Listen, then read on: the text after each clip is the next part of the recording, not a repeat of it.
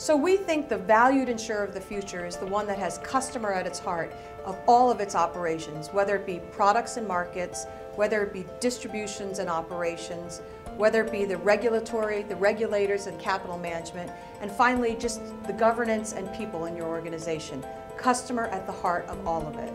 As you think about the journey toward becoming a customer-centric organization, we think that culture and changing your culture as the heart of this journey.